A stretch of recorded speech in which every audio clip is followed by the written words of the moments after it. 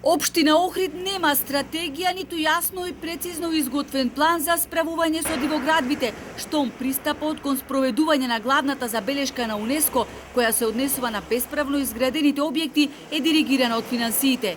Тоа укажува, велат од граѓанската иницијатива Охрид СОС, дека не се исполнуваат препораките нотирани во извештајот на Комитетот за светско наследство на УНЕСКО и оти реално постои закана нашето светско природно и културно наследство да се најде на листата на загрозени подрачја. Со вакво паушално, неодлучно, некоординирано и хаотично работење, нам ќе ни требаат години додека се отстранат сите плажи, а да не зборуваме за отстранувањето на сите дивоградби кои негативно влијаат врз исклучителната универзална вредност на УНЕСКО регионот, што секако општината и државата се обврзани да го спроведат во најкус можен рок.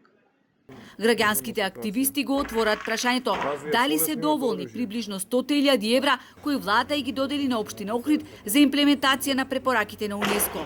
За ова побаравме конкретен одговор од градоначалникот, но не добивме. Без одговор остана и нашите прашања. Кога ќе продолжи долго најавуваната акција и кои точно објекти ќе се рушат? Градоначалникот Георгиевски упорно одбегнува да одговори колку точно има бесправни градби на подрачјето на Охрид.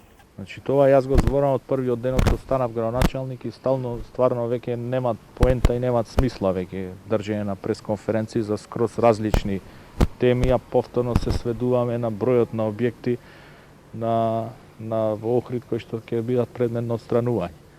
Во меѓувреме, парите кои државата му ги вети на Георгиевски легна на сметката на општината. Останува да се избере фирма која ќе ја спроведе акцијата, што не било така лесно, оти тоа било скап процес, а ценовникот на фирмите поприлично солен. Инаку во моментов се изготвува урбанистичка документација за плажи која треба да биде готова до почетокот на идната година. За потоа најдосна до месец март да се распишел нов повик за издавање на плажите под концесија.